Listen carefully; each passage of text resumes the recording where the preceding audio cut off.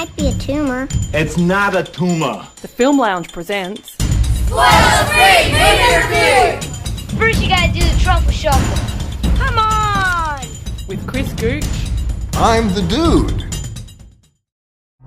By the power invested in me by the Intergalactic Council, I hereby pronounce a destruction order on the planet Earth. The usual test, Kylie. One Earthling will be picked at random. To prove he can use absolute power for good. But if he uses it for evil, The Earth will be eliminated. Monty Python are back, and this time they've brought along Simon Pegg to star in the first feature film in over 30 years. Not only that, but they've even got the late great Robin Williams voicing a dog. That should really be a 3-hit combination, and after seeing it, I can confidently say that you should go and see absolutely anything else. What are you talking about? Actually, that is a really good point. What are you talking about? Absolutely Anything features a bunch of poorly CGI'd aliens, voiced by the cast of Monty Python, that decide the best way to choose the fate of the planet Earth is to bestow absolute power to just one human. If that one human uses his power for good, the Earth survives. If not, well, you know. If the plot sounds familiar, it's probably because it's been used constantly, from films like Bruce Almighty to episodes of The Simpsons and just so on and so forth. Let everyone who died be alive again. Oh God! Oh God! No! I meant everybody in 10C be alive again. Obviously, not everyone who's died ever. Are you? So look, it's supposed to be a comedy. It has Simon Pegg. It involves a creative team from Monty Python. It should really be a home run. But it's not. It's an unfunny mess of a film with so many awkward and uneven jokes and has no real story. Give me a really big dick. Ouch! Not that big, obviously. The film sets up a basic story with basic jokes. The biggest problem is that the story is too basic and the jokes just don't land, mostly because they don't know what kind of comedy they want to be. Let me have a penis that women find exciting. Yeah, it's good. Yeah, can I have it in white?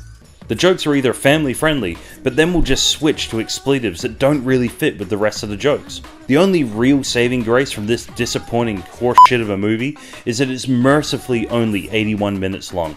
Now look, Monty Python has always been an acquired taste when it comes to comedy. You either get it or you don't. I'm a huge fan, but I understand if people find the comedy too random and too left field to always comprehend.